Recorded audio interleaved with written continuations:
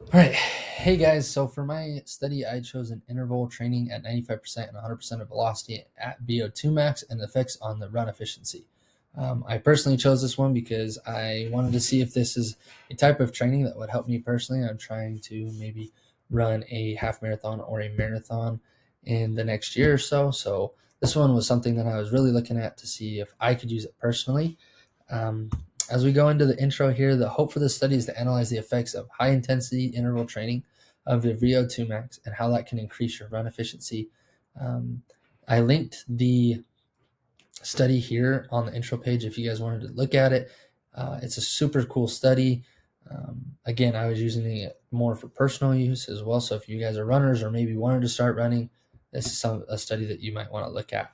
When we jump into the method here, there was 17 male trained long distance athletes. Again, these are highly trained athletes that had to have 3 years of experience. Another thing that they pointed out or was a requirement for this study is you had to have done 80 kilometers a week broken into 6 sections. So if you remember way earlier in the school year, Steve talked about how if you consider yourself a real runner, you do about 50 to 60 miles, if I'm getting those numbers right, a week. So these guys were right under that 50. It's like 49.4 miles per week. So these guys are real trained and they definitely like to run. As you can see on the age, mass, and height, those numbers are in mean and standard deviation layout. So that's how all of the numbers in this study are. The results are going to look like that. So just a heads up on that. 2 tests were ran during this um, with a treadmill test to exhaustion, determination of your VO2 max, depending on what group you were in. In the groups, there was 9 of on the 95% and 8 in the 100% groups here, as we'll see a little bit later on some of the result tables. And then they also had a 1,500 meter run and a 5,000 meter time trial.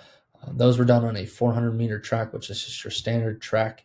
One thing that I did want to add is in this study, they controlled out the outside environment. So they did these tests inside on the same treadmills in the same room at the same temperature every single day to kind of throw away the chance of weather or um, anything like that, like outside things that could cause error in the study. So that was super, super cool. This is kind of the setup of this study that they did. The first 2 weeks were a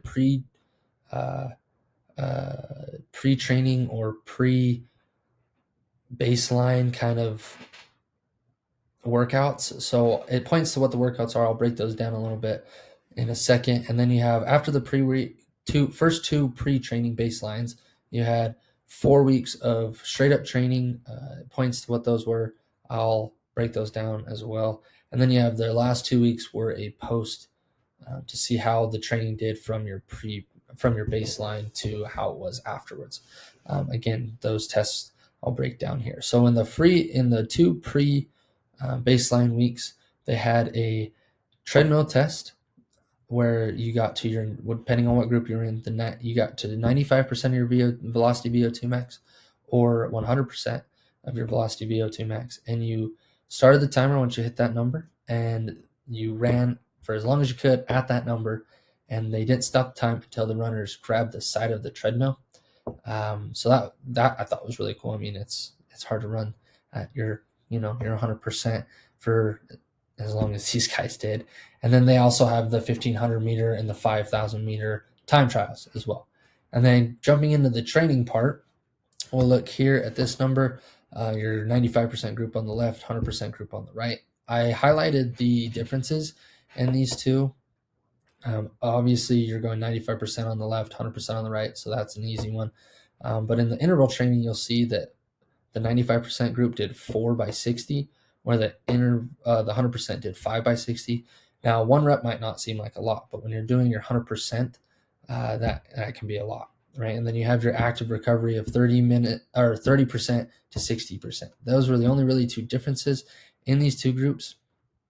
Sticking with the same training, other than that, Monday through Sunday with Saturday being a rest day, and then your total volume, I wanted to point out at the bottom, again, they're still hitting that 75 to 80 kilometer a week, at least with Saturday being your rest day in those 6 days.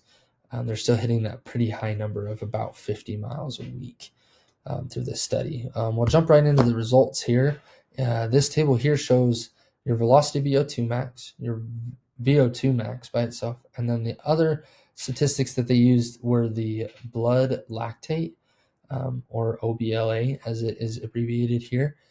We'll jump back to this velocity VO2 max. If you can see, the pre-testing for the 95% group was 19 flat plus or minus 1, and then the 100% was 18.3 plus or minus a half, right? So when we jump to this post, and we're still at 19.22 plus or minus 0.9. So when you consider the standard deviation of 1, this is still not that significant of a difference, since 19.22 was somewhat included with that standard deviation in the pre-testing, and it's the same all the way across the board. Not much of a change here in either group, really. And then we'll jump to this next table, the time exhaustion test, the maximal oxygen intake of running economy before, pre, and after post-training. Again, not much of a difference here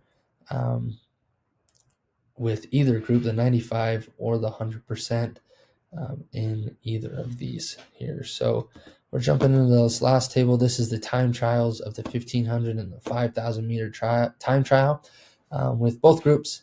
So you have the 271.1 plus or minus 13, and then 0.5, and then the post was 269 plus or minus 13.4. And again, just not much of a change here, showing decrease in both of these actually, which in this case, when it's a time trial, is actually kind of a good thing. Usually when you see decrease, it's not usually a good thing, but less time means a better run when you're running, right? So we'll jump into this discussion here. A similar test was actually done by another group, and I went on and read a little bit about that test. It was by Blot, if I'm pronouncing that right, and then et al. Is just the rest of the guys that did the study with him. It was in 1999, though. So I went on and read just a little bit, but I know that we were supposed to keep it above 2,000, so I didn't take it into too much consideration. But the difference between that study and this study is Blot and his group, they did 4 weeks, where our group extended it into 8 weeks. However, the results that they found in Blot's were about the same. There's no significant change in RE for pre to post training of the VO2 max. They saw really no improvement in 4 weeks. We saw a little bit with the time trials, just a little bit in each section, with ours extending it into 8 weeks. Highly trained runners, however, it just didn't seem like this was the way to go for them to get to that next level. Like these guys, again, they're highly trained. They're running a lot every week. They're just trying to get that extra inch on the competition. And this just wasn't the way to go for them in Balot's or our study here. In conclusion, highly trained runners cannot increase their run efficiency number by high intensity interval training with using VO2 max. The results of this study are other studies that I revised as well. Is if you are trying to just get that extra leg and increase your run efficiency, this is not really the way to do it. If you guys again remember at the start of the year when we were talking about VO2 max and stride and running, Professor Bowie talked about and showed us a video of a guy that videoed him running, and it talked about his stride length and stride speed. That's something else that you could do if you're really trying to improve your running. Record your stride and see how that's looking. Again, I'm just kind of getting into this running thing, so I'm not an expert by any means. But that is where I would personally start instead of trying to just train really hard with your VO2 max, showing that these numbers didn't really increase that much. Now, if I go back to the discussion. The one thing I do want to bring up is I while reading this, I was wondering if they're using really highly trained long distance runners. If you change that to less trained athletes, like myself, or maybe a little bit more trained than me, if you did the same training and or increase the length of the training into maybe 10 to 12 weeks. I know Professor Bowie talks a lot about 6 to 8 weeks, seeing a lot of change in a lot of other things, but we're just not seeing it here. So maybe if you change it to 10 to 12 and used people that weren't subjects that just weren't as trained as these guys, I was wondering if that would kind of change the results that you saw. But again, that would be another study that we would have to do. But yeah, that's about it, guys. Again, I shared the link in this presentation. So if you want to if you're getting into running like myself, or you are a runner and you want to increase how well you're performing in your run efficiency, maybe go take a look at that. Yeah, but that's about it, guys. Thanks.